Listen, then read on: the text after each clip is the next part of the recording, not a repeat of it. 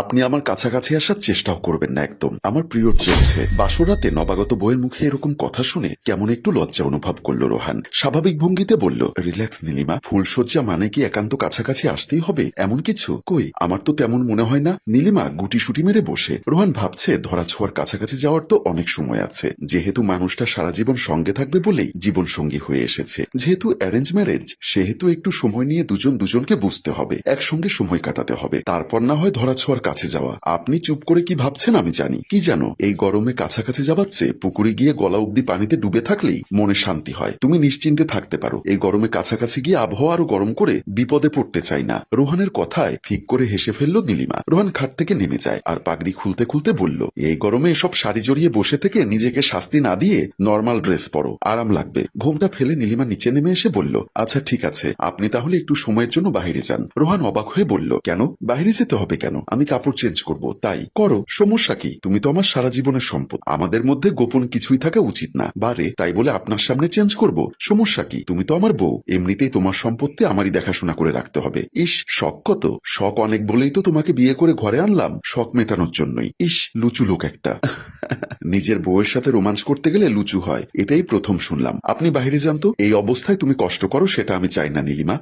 মানে এসো, আমি তোমার কাপড় চেঞ্জ করে দিচ্ছি। একদম ভালো হবে না বলে দিচ্ছি। যান, বাইরে যান এক্ষুনি। ওকে বলে হাসতে হাসতে রোহান রুম থেকে বেরিয়ে যায়। নীলিমা যেন হাঁপ ছেড়ে বাঁচল।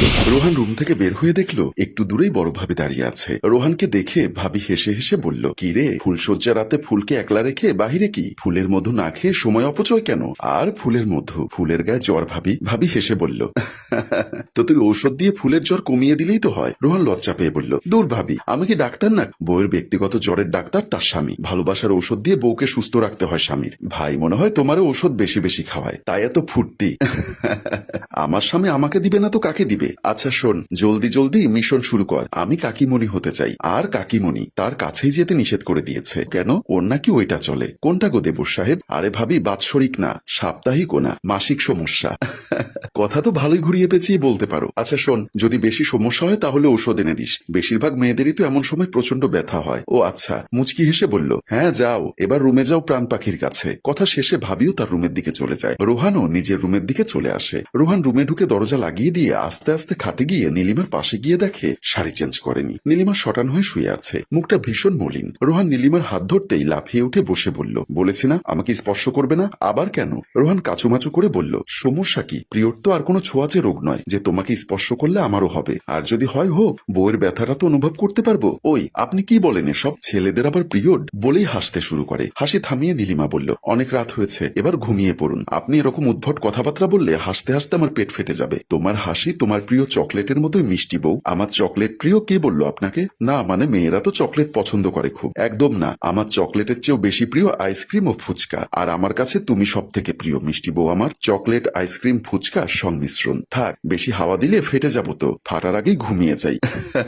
হাওয়া নয় গো, মনের অনুভূতি। তোমার প্রতি আমার ভালো লাগা, ভালোবাসা। তারপর দুজনেই চুপচাপ। একটু পরে পেটে ব্যথা নিয়ে নীলিমা ঘুমিয়ে পড়েছে। সম্ভবত পেটে ব্যথার কারণে নীলিমা গোংড়াচ্ছে ধীরে ধীরে। রোহানের ঘুম নেই। সে ভাবছে কিছু তো একটা করতে হবে। চুপি চুপি সে বিছানা থেকে উঠে বাইরে চলে যায়। একটু পর রোহান বন্ধুর দেওয়া বুদ্ধি নিয়ে একটা বোতল এনে পাশে রেখে দেয় আর তাকিয়ে দেখে নীলিমা ঘুমিয়ে আছে। রোহান পাশে বসে আস্তে করে নীলিমার পেটের উপর থেকে কাপড় সরানোর সময় নীলিমার পেটে হাত লেগে যাওয়ায় নীলিমা লাফিয়ে উঠে রোহানের হাতটা ধরে কামড়ে দিতেই রোহান বলল, ও মাগো বলে চিৎকার দিয়েই আবার নিজের মুখে নিজে হাত দিয়ে চেপে ধরল, যেন বাহির থেকে কেউ শব্দ না শুনে ফেলে। রোহান নিজেকে সংযত রাখে। তখনই দরজায় খটখট আওয়াজ হয়। শব্দ শুনে দুজনেই চুপচাপ হয়ে যায়। দরজার ওপার থেকে ভাবি বলল, কি রে, প্রথম রাতেই একেবারে তুলকালাম কাণ্ড শুরু করে দিলি? একটু রয়ে শোয়ে কর যা করার। ধৈর্য বলে একটা কথা আছে রে। নীলিমা আমতা আমতা করে বলল, ভাবি যা ভাবছেন তেমন কিছু না, অন্য কিছু। আপনি নিশ্চিন্তে ঘুমোতে চান ভাবি। রোহান বলল, ভুল বুঝছো ভাবি, বললাম তো ওর সমস্যা। বুঝি, আমি অতটাও বোকা নই।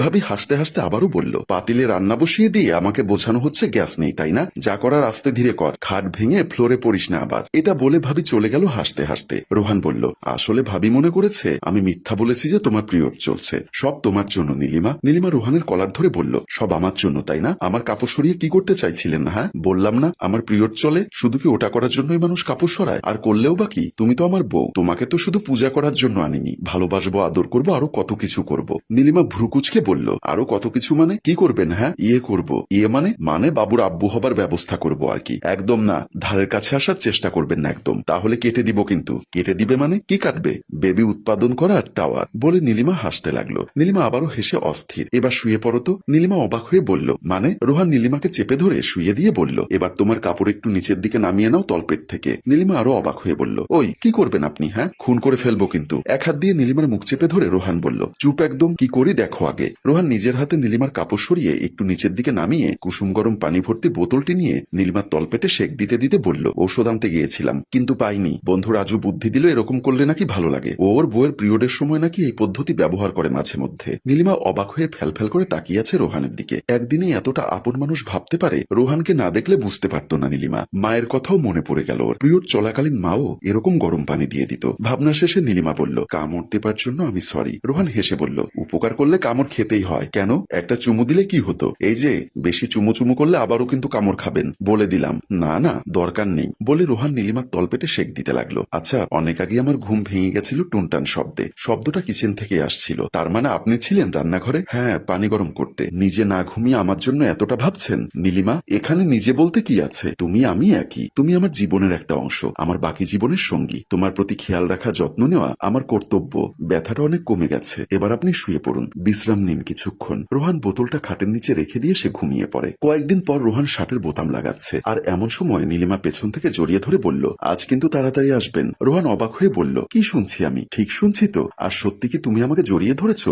হুম, আজ রাতে তাড়াতাড়ি বাড়ি ফিরলে আপনার জন্য দারুণ গিফট আছে। হ্যাঁ, আসবো। সেই গিফটের জন্য কতদিন অপেক্ষা করে আছি। নীলিমা রোহানকে জড়িয়ে ধরে, আর রোহানও নীলিমাকে জড়িয়ে ধরে। আর এখানে দুটি মনের মিলন দেখিয়ে আমাদের গল্প শেষ হয়। সম্মানিত ভিউয়ার্স, স্বামী স্ত্রীর সম্পর্কটা আসলেই সুন্দর যদি একজনের মনের কথা আরেকজন বোঝে। সুখী হোক সকল পরিবার। গল্পটির ভাবনা ও পরিচালনায় হাশেম রাজু, চিত্রগ্রহণ শিহাব ও শাকিল, প্রযোজনায় মঞ্জুর মোর্শেদ মিউজিক প্লাস। গল্পটি ভালো লাগলে লাইক, কমেন্টস ও শেয়ার করে দিন। ধন্যবাদ।